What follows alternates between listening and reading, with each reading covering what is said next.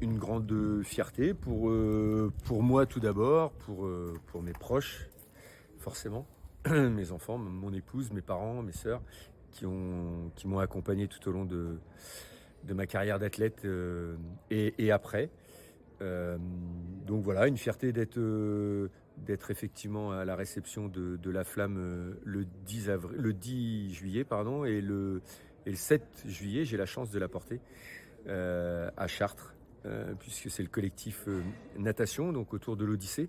Et je serai accompagné de ma fille, qui sera mon assistante et qui portera la flamme sur le parcours. Donc c'est à la fois une grande fierté à tout point de vue, à ce niveau-là en tout cas. Franchement, un petit peu d'émotion parce que je suis heureux et fier d'avoir été cité pour faire la haie d'honneur en tant qu'ancien sportif. Et non, je suis heureux et en tant qu'ex-sportif, moi qui adore le sport et toutes sortes de sports, je vais bien sûr être derrière l'équipe de France de façon à ce qu'on ait les meilleurs résultats possibles. Mais après, et derrière la France aussi, de toute façon à ce que j'espère, tout du moins qu'on donne une bonne image de la France, quels que soient les résultats.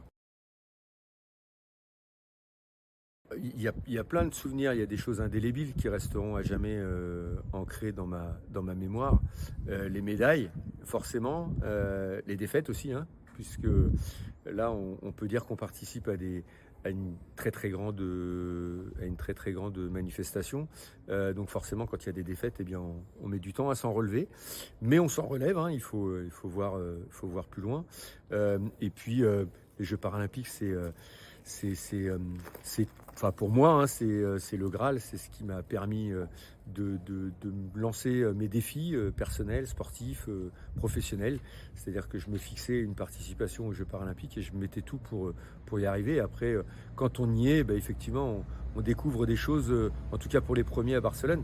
J'ai découvert une ferveur, un engouement, de la solidarité, de la générosité, de la volonté, de l'effort. Enfin, voilà, tous ces facteurs déterminants à la performance. Beaucoup de souvenirs parce que moi chaque Jeux Olympiques, je suis devant la télé. Des fois, je suis allé quelques fois. J'ai des amis aussi dans le milieu du foot qui ont été champions olympiques, notamment Daniel Géreb à l'époque c'était en 84, je crois, à Los Angeles.